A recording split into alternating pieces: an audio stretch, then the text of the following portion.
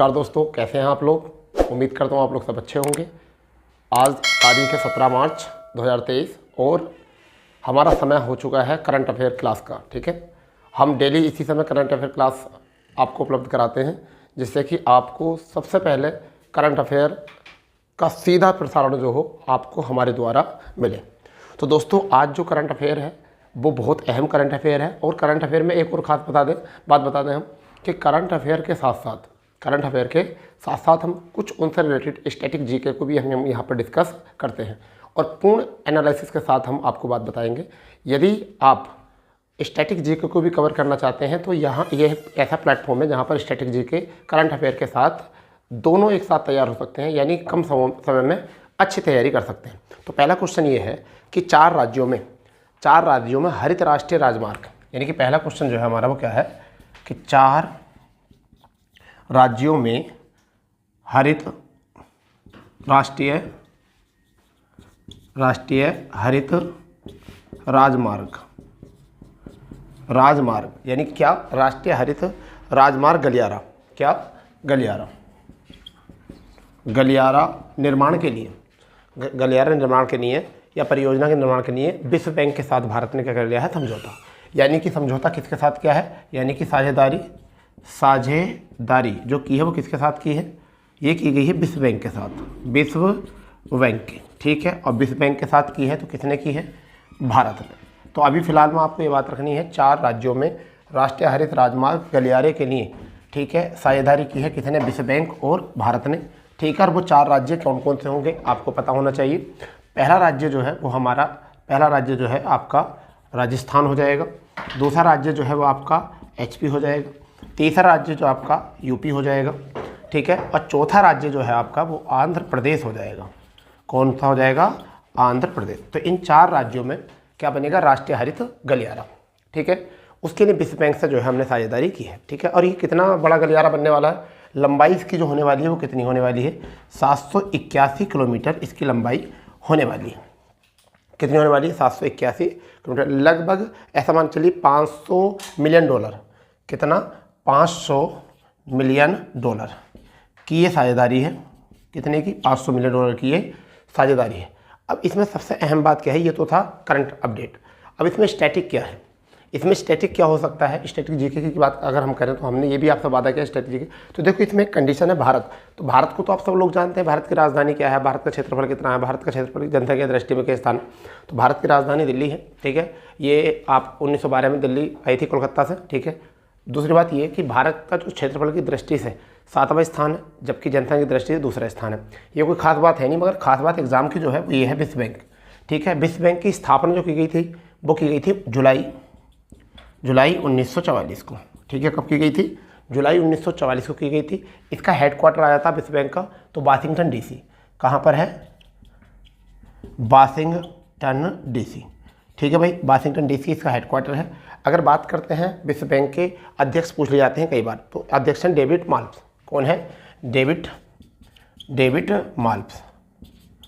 ठीक है जी, डेविड माल्प्स। तो ये आपका हो चुका है पहला क्वेश्चन, जिससे कि मुझे ऐसा लगता है कि आपको जितना एग्जाम आने वाला है ये आपके लिए सफिशिएंट है, क्योंकि दुनिया भर की राम कथा करने से कुछ नहीं फायदा कि आपका टाइम बर्बाद हो जिससे। तो हमारे ये क्वेश्चन हो चुका है, 4 राज्यों का राष्ट्रीय हरित राजमार्ग का गलियारा बनाने के लिए साझेदारी करी विश्व बैंक से भारत ने। और वो 4 राज्य क्या हैं, राजस्थान, हिमाचल प्रदेश, उत्तर प्रदेश, आंध्र प्रदेश। और ये कितने किलोमीटर का है, 781 किलोमीटर का, $500 मिलियन है। और इसमें विश्व बैंक की इसकी खासियत है, यानी कि विश्व बैंक एक इसमें स्टैटिक बन जाएगा। जुलाई 1944 को इसकी स्थापना की गई थी, वाशिंगटन DC हेडक्वार्टर है और अध्यक्ष जो है डेविड माल्प्स हैं। तो मैं उम्मीद करता हूँ आप लोगों को चीज़ समझ में आई होगी। ठीक है, दूसरा क्वेश्चन जो है उसे BBIP कर लीजिए, BBIP यानी कि वेरी वेरी इंपॉर्टेंट कर लीजिए। दूसरा क्वेश्चन जो आने वाला है आपके सामने, ठीक है, वो ऐसा क्यों है BBIP, क्योंकि जब भी कोई ऐसी रिपोर्ट आती है जो मैं बताने वाला हूँ तो वो एग्ज़ाम में ज़रूर पूछा जाता है, जैसे कि सिप्री रिपोर्ट आई है। ठीक है, दूसरा क्वेश्चन जो है वो क्या आया है, सिप्री रिपोर्ट आई है। अब आप तुम्हें पता ही है ये सिप्री रिपोर्ट किसके लिए आती है, हथियारों के आयात और निर्यात को लेकर सिप्री रिपोर्ट आती है। पहला इसके फुल फॉर्म देख लेते हैं। स्टॉकहोम इंटरनेशनल, क्या है, स्टॉकहोम इंटरनेशनल।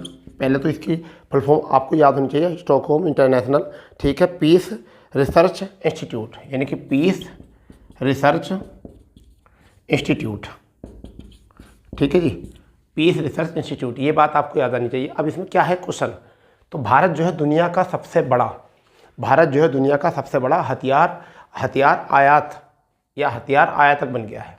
यानी कि दूसरी बात क्या है, भारत दुनिया का सबसे बड़ा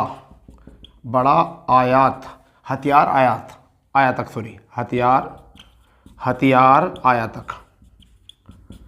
आयातक बन गया है। ठीक, लगभग पूरी दुनिया में जितने भी हथियार खरीदे जाते हैं, पूरी दुनिया में जितने भी हथियार आयात किए जाते हैं, उसका 11% जो है वो 11% जो है कौन लेता है, भारत। तो भारत की परसेंटेज है 11%। ठीक है, दूसरे नंबर पर अगर हम बात करें दूसरे नंबर पर, तो वो कौन है, दूसरे नंबर पर सऊदी अरब। दूसरे नंबर पर जो है वो कौन है, अरब, यानी कि सऊदी अरब लिख लेना। यहाँ से 9.6% ये लेके जाता। तीसरे नंबर पर अगर आपको बात करना है कतर, तीसरे पर कौन है, तीसरे पर कतर है।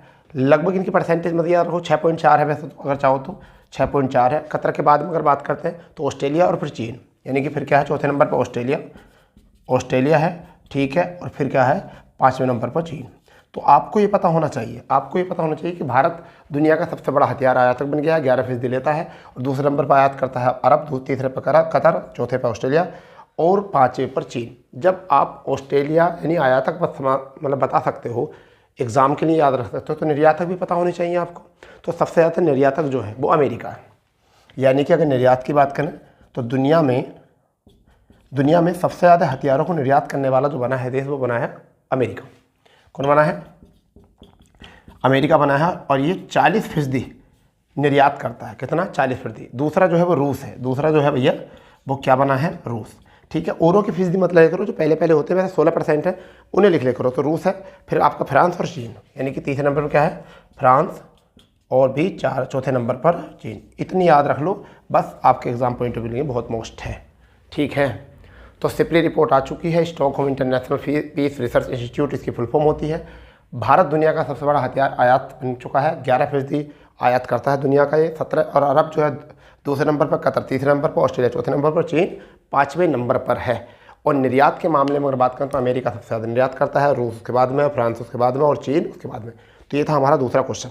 ठीक है भाई, अब बताइए दोनों क्वेश्चन अगर हम इस तरीके से एनालिसिस करेंगे तो मैं उम्मीद करता हूँ कि आपको स्टैटिक भी तैयार होगा, आपका करंट भी तैयार होगा, और वो तैयार होगा जो सीधे परीक्षा में आएगा। ठीक है, चलिए तीसरा रिपोर्ट जो है वो झटका मारने वाला क्वेश्चन है। तीसरा क्वेश्चन जो है वो बिल्कुल झटका मारने वाला। क्यों, क्योंकि झटके से संबंधित है, और झटके मारने वाला ही है, बताने वाले हैं क्या है वो। ठीक है, तो ये है कि न्यूजीलैंड का एक केरमोडेक एक शहर है, कहाँ का, न्यूजीलैंड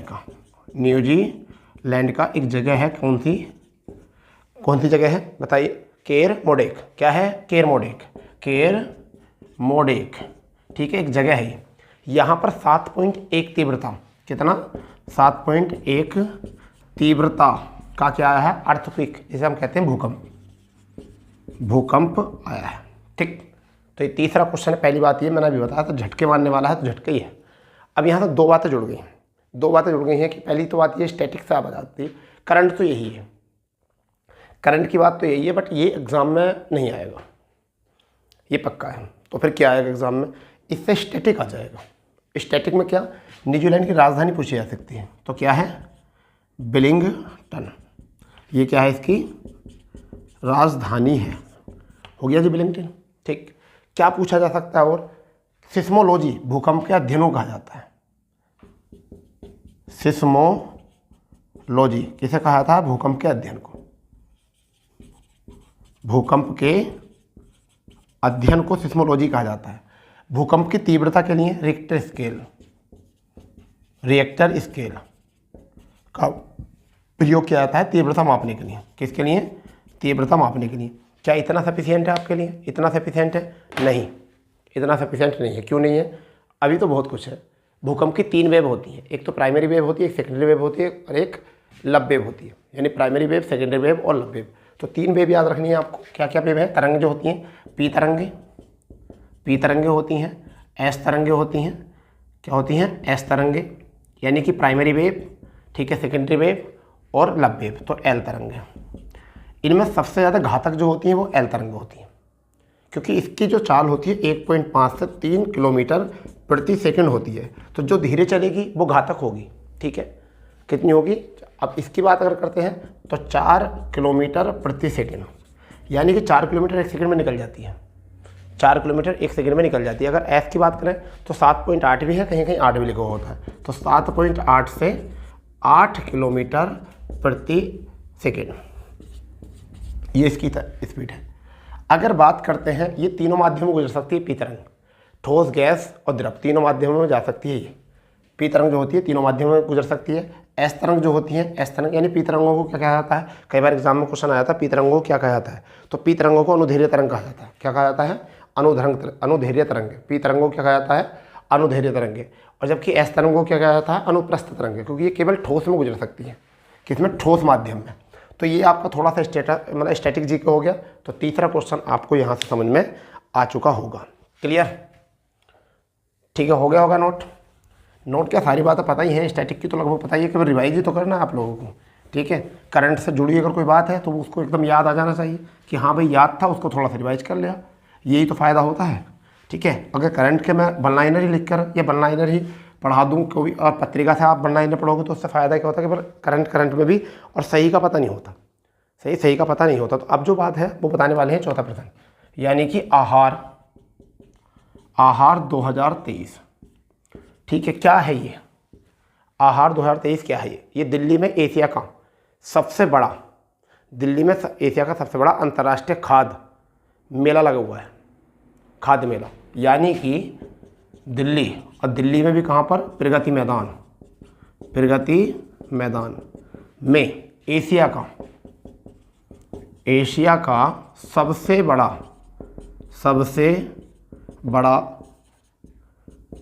खाद्य मेला बना है, लगा है। ठीक है, क्या लगा? खाद्य, यानी कि प्रगति मैदान। दिल्ली का कौन सा है? प्रगति मैदान। कब से कब तक चलेगा? तो 14 मार्च से लेकर और 18 मार्च तक चलेगा। ये कब से कब तक चलेगा? 14 मार्च से 18 मार्च। तो इससे पता चल गया ये 4 दिवसीय है। ठीक है, 18 मार्च पे ही शुरू में खत्म हो जाएगा में। ठीक है, तो भारत में सबसे बड़ा ये भारत का सबसे बड़ा है, यानी किसका? भारत का सबसे बड़ा। ठीक है जी, भारत का सबसे बड़ा है। अगर हम बात करें टिकटों की अगर संख्या बात करें तो यहाँ पर 50 रुपये से 1000 तक का टिकट है, यानी कि टिकट जो है वो किसने का है? वो 50 रुपये से 1000 रुपये तक का यहाँ टिकट है।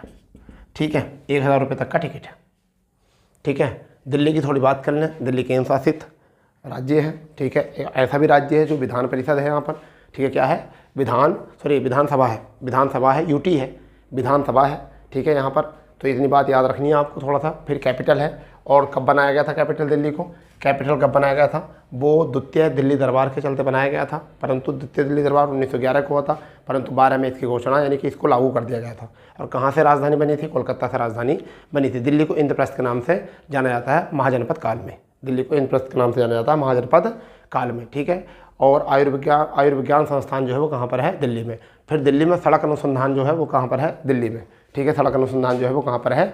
दिल्ली में। तो ये भी आपको थोड़ी सी बातें जो है चुनिंदा बातें जो है आपको याद होनी चाहिए। ठीक है, चुनिंदा बातें जो है आपको यहाँ से याद होनी चाहिए। करंट अफेयर बनते हैं लगभग 20 से 22 क्वेश्चन बन जाते हैं सारी वेबसाइट से, परंतु फिर भी हम 10-11 क्वेश्चन के आपको एनालिसिस कराते हैं। क्यों? क्योंकि जो परीक्षा के लिए मोस्ट है केवल वही आपको बताया जाएगा, और वो कुछ नहीं कि कोई छोटी मोटी घटना हुई कि पता चला किसी का खेत पर जाकर 2 पक्षों मतलब पथराव हुआ और एक ने उसके नाम की रिपोर्ट करा दी, ऐसे कोई क्वेश्चन थोड़ी होते हैं छोटे।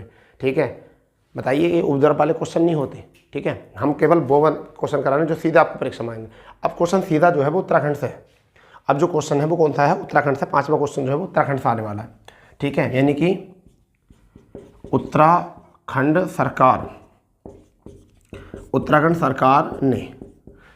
सरकार ने राज्य कर्मकारियों को, यानी किसको? राज्य कर्मचारियों को लिख लो, चलो, कर्मचारियों को 10%। इसका केस चल रहा था काफ़ी लंबे समय से। कर्मचारी कह दो या कार्यकर्ता, जो राज्य कार्यकर्ता है ना, बहुत समय तक वो चल रहा था इनके प्रति केस कि आरक्षण देने की बात चल रही थी। 10% का जो है क्षैतिज आरक्षण की मंजूरी दे दी है। किसकी दे दी है? 10%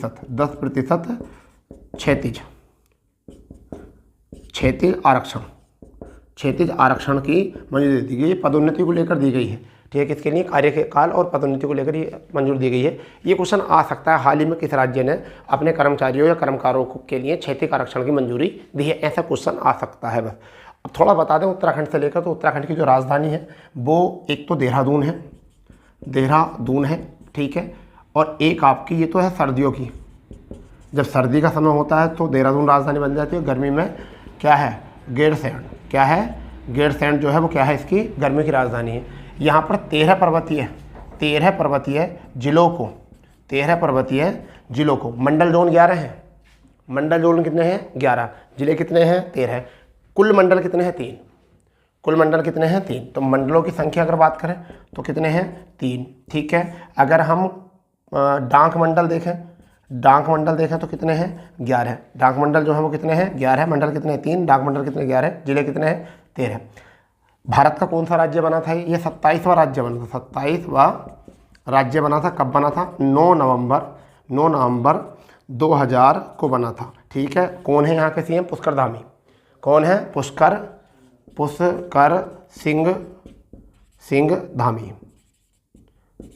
सिंह धामी यहाँ के क्या हैं, सीएम, ठीक है जी, पुष्कर सिंह धामी जो है सीएम है, ठीक। फिर यहाँ पर बहुत ऐसी अच्छी चीज़ें हैं, जैसे कि आप देखोगे एक तो गोविंद वल्लभ पंत कृषि विश्वविद्यालय यहाँ पर ही है, ठीक है, और बनिकी संस्थान भी यहाँ पर ही है देहरादून में, राजा जी वन्य अभ्यारण्य भी यहाँ पर ही है, जिम कॉर्बेट नेशनल पार्क यहाँ पर ही है, नंदा देवी अभ्यारण्य यहाँ पे ही है, ठीक है। और दूसरी बात, यहाँ पर आप एक बात और देखेंगे कि जिम कॉर्बेट नेशनल पार्क होने के साथ साथ यहाँ पर एक चमोली में नंदा देवी है, ये बहुत ज़्यादा इम्पोर्टेंट होता है।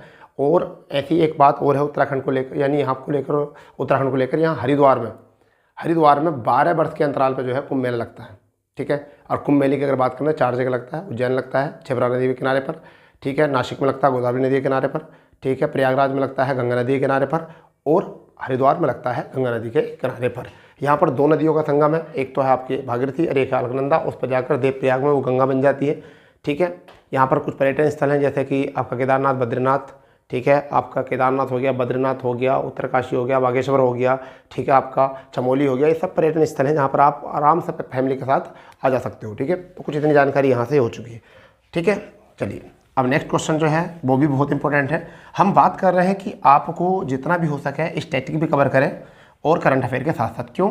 क्योंकि जब स्टैटिक बताया जाएगा, करंट अफेयर के साथ बताया जाएगा, तो शायद आपको वो घटना याद रह जाएगी। क्या रह जाएगी? वो घटना याद रह जाएगी। अब बात करते हैं यहाँ पर जलवायु उद्यमी, एक है जलवायु उद्यमी, कौन से 5% हो गए शायद, तो अब जो हमारा है 6%, यानी कि जलवायु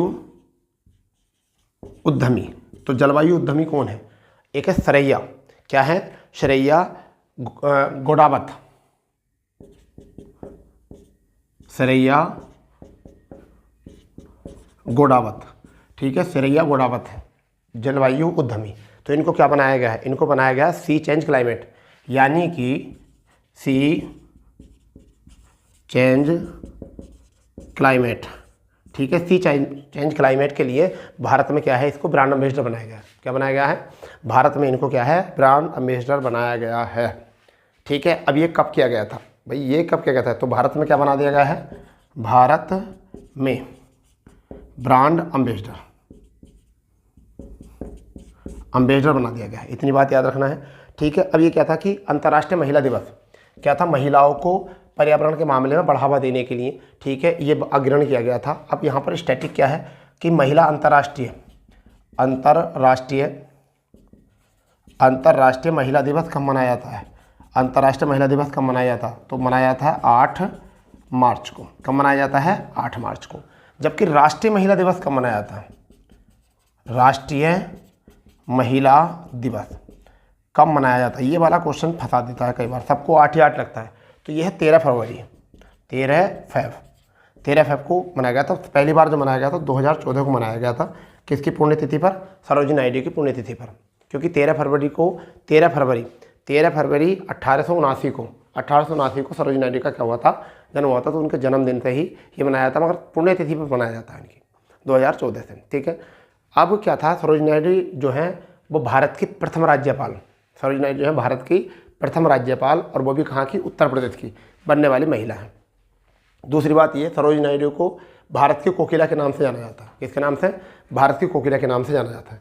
तो अगर आप इतनी बातों समझ गए हो तो शायद मैं मानता हूँ कि आप संतुष्ट हो इतनी बातों से। स्टैटिक जो भी क्वेश्चन आ रहे हैं उसी के टच जो है, ठीक है। अब जो हमारा क्वेश्चन है वो बहुत इंपॉर्टेंट होने वाला है नेक्स्ट वीक, क्योंकि वैसे सभी इंपॉर्टेंट है, क्योंकि हम उसमें हमने आपको जो एनालिसिस करा रहे हैं, हम जो डिस्कस कर रहे हैं क्वेश्चन, तो वो सब वही क्वेश्चन करा रहे हैं जिसमें आपको सीधे परीक्षा से उम्मीद है आने की, ठीक है। तो भारत में एरिक गर्सेटी यानी कि एक व्यक्ति हैं एरिक गर्सेटी,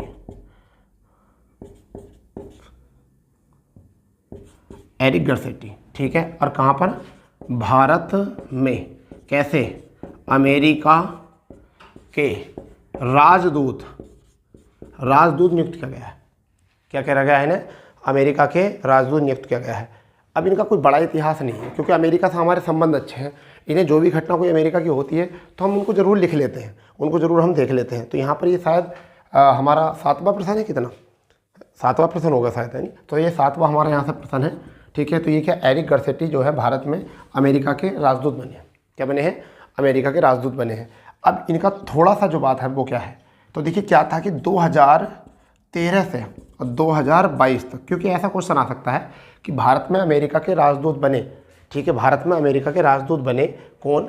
एरिक गर्सेटी। एरिक गर्सेटी जो है ये किस स्थान या किस जगह के जो थे मेयर पद पर रह चुके हैं? तो ये लॉस एंजल के मेयर पद पर रह चुके हैं। कहाँ पर? Loss angel. लॉस एंजल के किस पद पर रह चुके हैं? ये मेयर पद पर रह चुके हैं, ठीक है। कब से कब तक? 13 से 22 तक। ये थोड़ा सा इसमें इंपॉर्टेंट है और कोई इतना इंपॉर्टेंट नहीं है, ठीक है। अरे बात समझ में?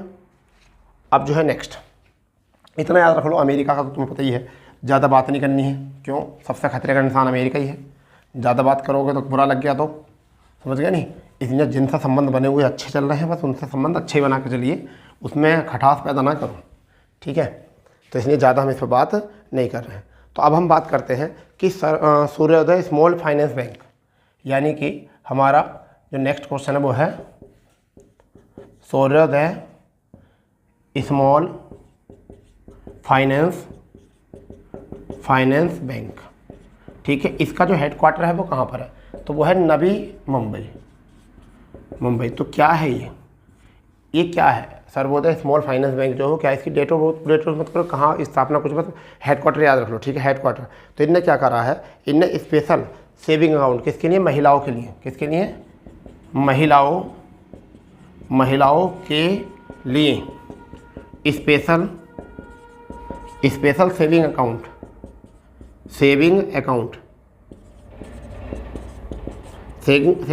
खोलने की बात की है।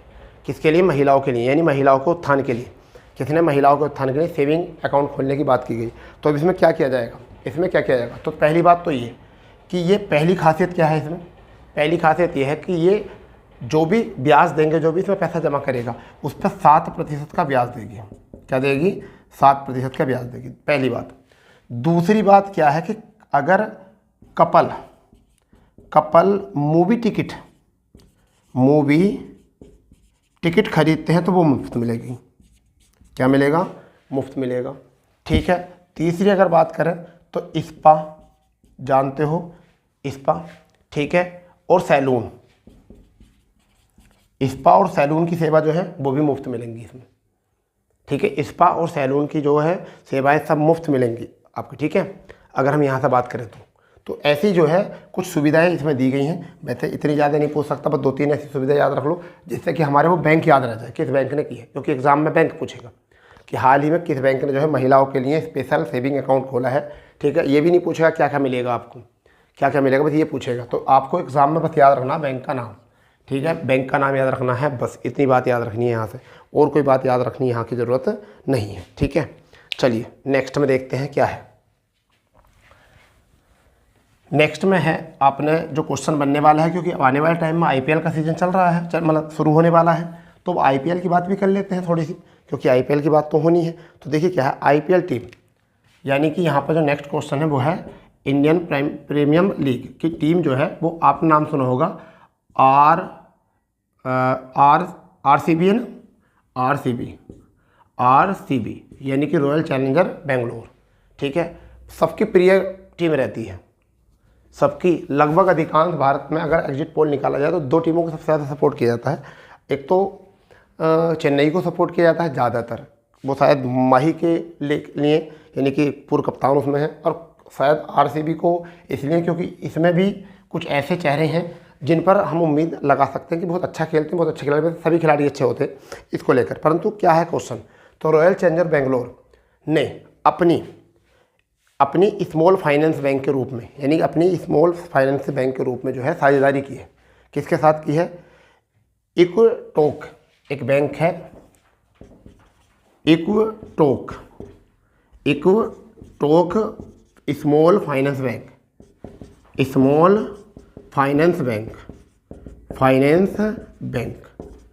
के साथ जो है इन्होंने क्या करी है? साझेदारी की है। तो क्यों करी है साझेदारी, ये भी तो पता होना चाहिए। क्यों करी है साझेदारी? कि देखो इसकी 10 शाखाएं बेंगलोर में। कहाँ है? बेंगलोर में। बेंगलुरु, और टीम भी क्या है? बेंगलोर की। और कितनी शाखाएं हैं? 10 शाखाएं। और शायद 1.7 लाख इसके ग्राहक हैं। कितने के हैं? 1.7 लाख ग्राहक हैं, ठीक है। और कितने? शायद 170 कर्मचारियों से ये क्या दे रहे हैं? सेवा दे रहे हैं। तो इतनी स्मॉल बैंक है।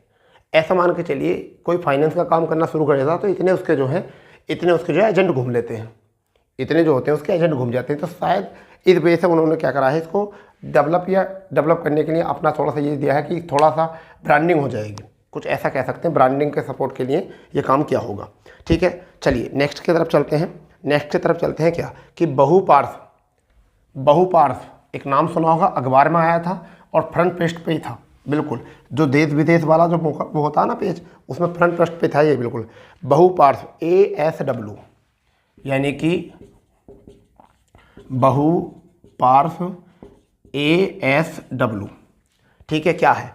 अभ्यास, ठीक है। क्या था ये? बहुपार्श्व ASW अभ्यास शुरू हुआ है, जिसे हम कहते हैं सी ड्रैगन 2023, जिसका नाम क्या है? Sea dragon 2023। तो सी ड्रैगन 2023 ये युद्धाभ्यास शुरू है। बहुपार्श्व है, इसका मतलब बहुत सारे व्यक्ति यहाँ पर होंगे, मतलब बहुत सारे देश होंगे। कब से कहाँ चलेगा? अमेरिका में होगा। कहाँ पर होगा? अमेरिका में होगा। और कब से कब तक होगा? ये होगा 15 से लेकर 30 मार्च तक यहाँ पर होने वाला है, ठीक। अब जब बहुपार्श्व है तो बहुत सारे देश होंगे, लगभग 2-4 देश हमें पता होने चाहिए जो कि हमारे ऐसे हो कि निकटवर्ती हो या कुछ हो, जैसे भारत, जापान, कनाडा, कोरिया। कौन कौन? भारत, जापान, कनाडा और कोरिया, ठीक है भाई। अब आप ये समझिए, अगर आपने 10 क्वेश्चन ऐसे टॉप लेवल के करंट अफेयर के इकट्ठा करें एक दिन में, और जिसका फुल एनालिसिस आपके पास है, तो एक माह में हो गए 300। एक माह में कितने क्वेश्चन हो गए? 300। और अगर तुमने 6 माह तैयारी करी तो 3 × 18, यानी कि 1800 प्रश्न आपके पास हो गए करंट अफेयर के। और 6 माह की तैयारी में आप कितने क्वेश्चन लेने के लिए जा रहे हो? 7 से 8 क्वेश्चन। तो इसलिए कहाँ तक याद करोगे? इसलिए केवल वो क्वेश्चन पर फोकस करो, छोटे बड़े क्वेश्चन ही, केवल वो क्वेश्चन जो 8-10 साल की तैयारी पर आप मतलब एक टीचर के द्वारा बताया गया हो कि ये चीज़ मोस्ट हो सकती है। मतलब हमारा ये नहीं है कि वीडियो बहुत लंबा करें, क्लास बहुत लंबी करें, बहुत ज़्यादा टाइम लगेगा, व्यूअर बहुत ज़्यादा आएंगे। भाई सटीक दो, आप एक ही पक्ष में नहीं सोचना है, केवल ये सोचना है कि क्या बच्चों को मिलने वाला है, कहाँ से मिलेगा। तो टाइम की बर्बादी नहीं, ठीक है, बिल्कुल टाइम की बर्बादी नहीं, ठीक। नेक्स्ट क्वेश्चन की अगर हम बात करना, चलो यहाँ पर नेक्स्ट क्वेश्चन की अगर बात करें तो फरवरी में भारत की खुदरा मुद्रास्फीति, यानी कि फरवरी में भारत की खुदरा मुद्रास्फीति, ये क्वेश्चन इसलिए बताया गया कि आर्थिक सर्वेक्षण से क्वेश्चन पूछा जाता है। तो इसमें गिरावट आई है, कितनी हुई है? 6.52 से घटकर 6.52% घटकर कितनी हो चुकी है? 6.44% हो गई है। तो ये थोड़ा एक प्रश्न बन सकता है कि कितने घटी है। अब ये क्या था, क्यों घटी है? इसका कारण तो पता होना चाहिए ना, क्यों घटी है, क्यों घटी, इसका कारण क्या है? इसका खाद्य वस्तुओं की कीमतों में वृद्धि। कारण क्या है? खाद्य वस्तुओं की कीमतों में वृद्धि इसका कारण है, ठीक है। खाद्य वस्तुओं की